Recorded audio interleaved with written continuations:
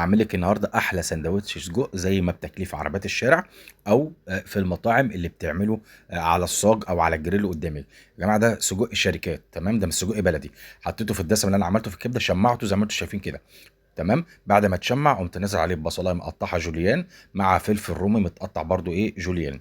طيب البصلة والفلفل الرومي هينزّلوا السوائل بتاعتهم، فبالتالي السجق هيشرب منين؟ هيشرب من البصل والفلفل، مش هنزوّد مَيّة ولا أي حاجة، هو السجق هينزّل السوائل اللي فيه والبصل والفلفل هيستوي منّه فيه.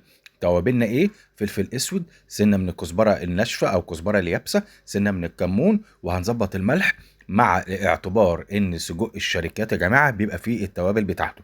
طبعًا الوصفة دي ما لهاش علاقة بوصفة السجق البلدي، عشان أنا عارف الناس في الكومنتات هتقول لي يعني بنحط على السجق طماطم ومش عارف والكلام ده كله، ده في السجق البلدي يا جماعة.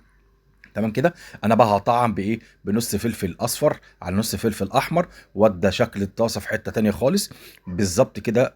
سجق الشركات ده يا جماعه ما بياخدش 10 دقائق سوا، وبقى احلى واطعم سجق ممكن تاكليه في العيد وتغيير.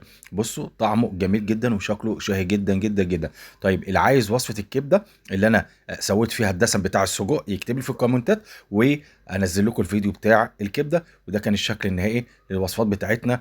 كل عام وحضراتكم طيبين، عيد فطر سعيد علينا وعليكم يا رب العالمين. لو عايزين في وصفة الكبدة اكتبوا لي في الكومنتات.